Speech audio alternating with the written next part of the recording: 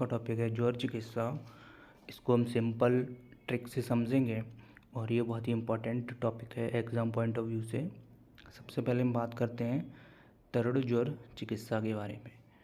तो सबसे पहले हम बात करते हैं जो तरड़ ज्वर है उसका काल क्या है। तरड़ ज्वर का काल 7 दिन है। जो मध्यम ज्वर है उसका काल 12 दिन है और जो जीर्ण ज्वर है उसका काल जो है वो 12 दिन से ज़्यादा है।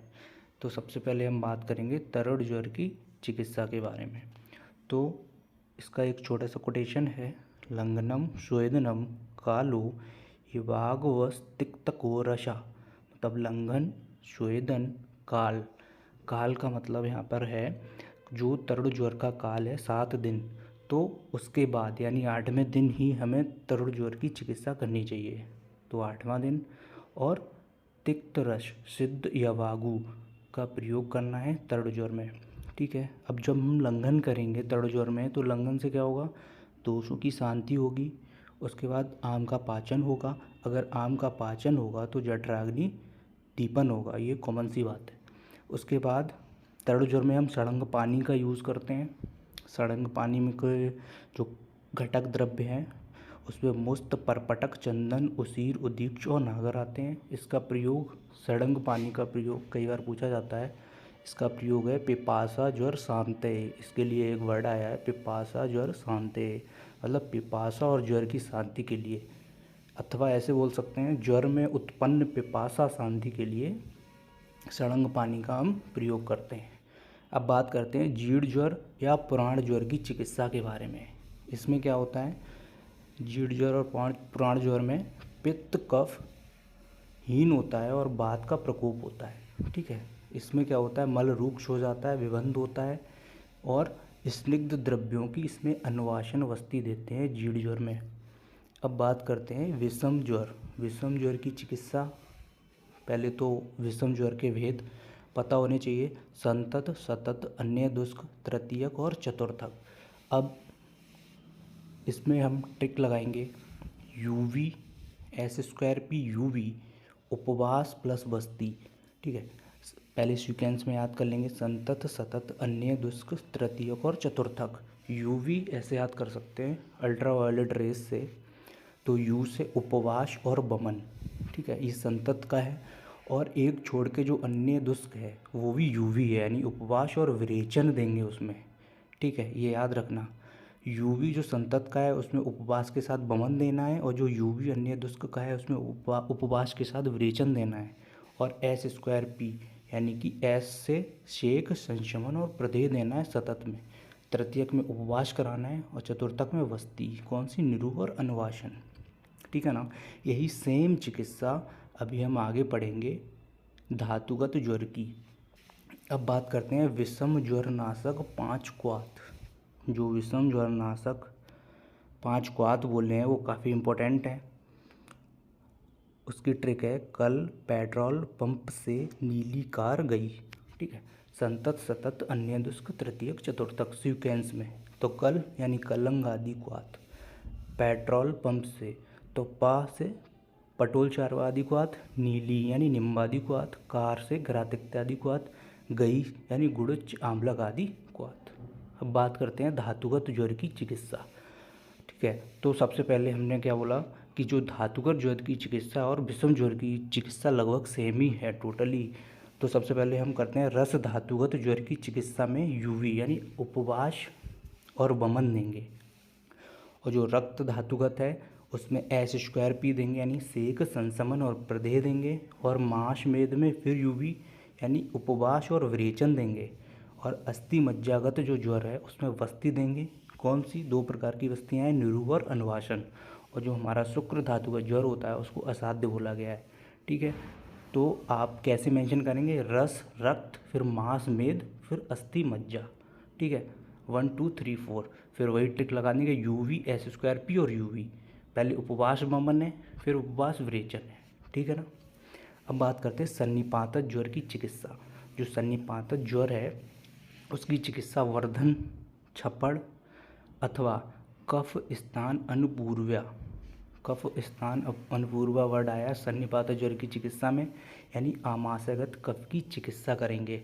ठीक है। अब वर्धन चिकित्सा का क्या मतलब है, जैसे कि कोई दोष का क्षय है तो उससे अपोजिट दोष का हम वर्धन करेंगे।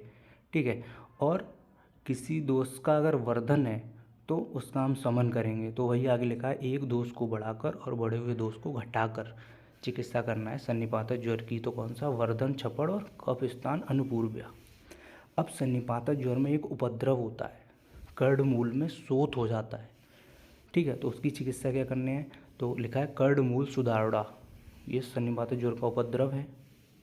ठीक है। इसमें अधिकतर रोगियों की मृत्यु हो जाती है। इसका चिकित्सा क्या है, कर्णमूल शोथ का जो ज्वर, सन्निपात ज्वर का एक उपद्रव है कर्णमूल शोथ, उसका चिकित्सा है रक्त अवसेचन कराएंगे, यानी रक्त मोक्षण कराएंगे जोंक आदि से, घृत का पान कराएंगे और कफ पित्तनाशक प्रदेह नस्य और कवलगृह देंगे। ठीक है।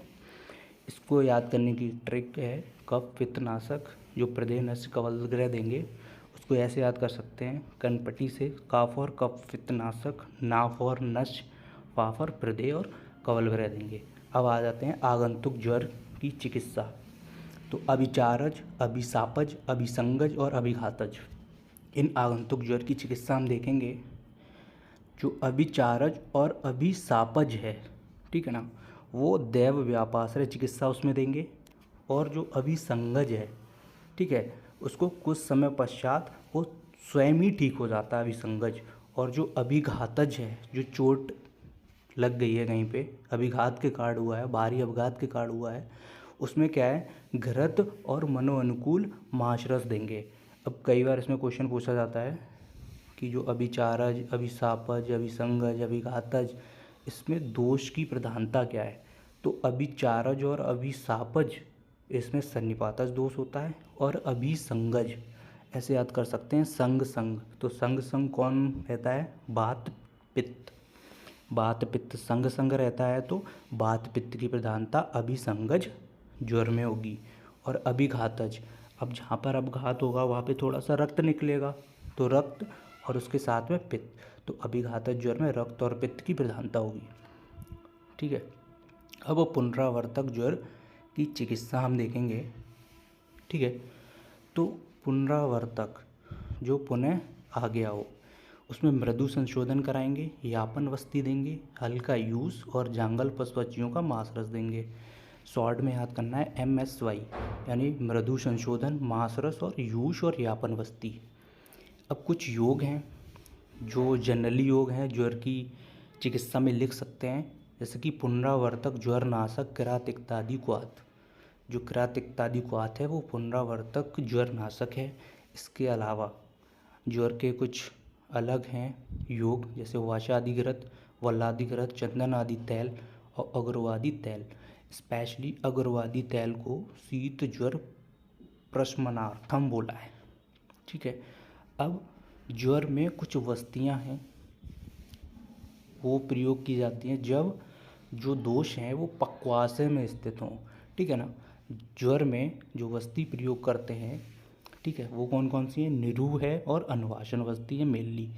अब 3 टाइप की निरु वस्ती है और 2 टाइप की अनुवासन वस्ती है। तो 3 टाइप की जो निरु वस्ती हैं वो है पटोल आदि, आरगवादी और गुड़ुच आदि निरु वस्ती। इसकी ट्रिक है पैग, PAG, पटोल आदि, आरगवाद आदि और गुड़ुच आदि निरु वस्ती। और अनुवासन आदि अनुवासन वस्ती कौन कौन सी हैं, पटोल आदि अनुवासन वस्ती और चंदन आदि अनुवासन वस्ती।